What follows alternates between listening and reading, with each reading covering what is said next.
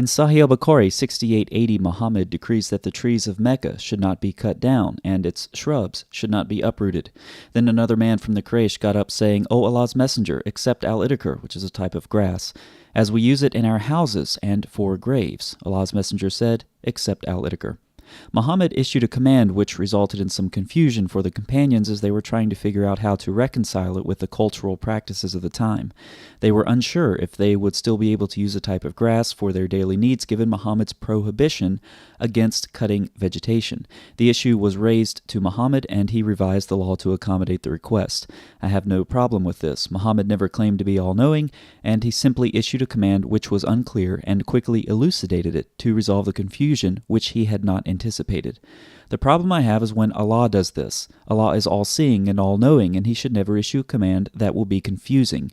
He would simply foresee the confusion and issue the command in such a way that it would be clear. Allah says in the Quran, Eat and drink until the white thread becomes distinct to you from the black thread of dawn.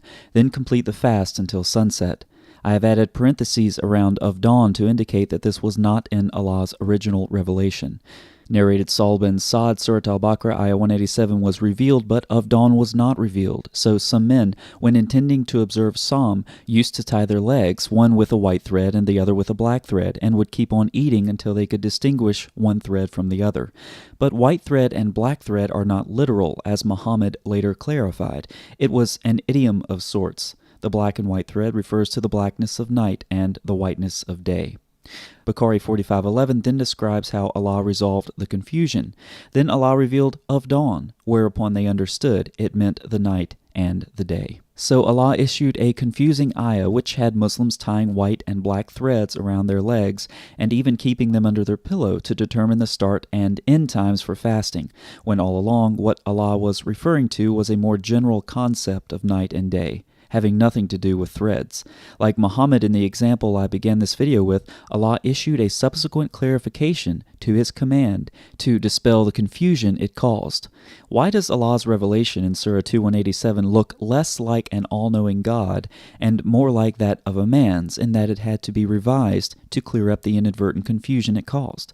Why couldn't Allah foresee this confusion and issue the command differently? Or perhaps this was actually Muhammad passing off this command as a revelation from Allah, in which case the short-sightedness of the revelation and the need for revision in the interest of clarity, as we have seen in the example of al-idikr, would not have been without precedent.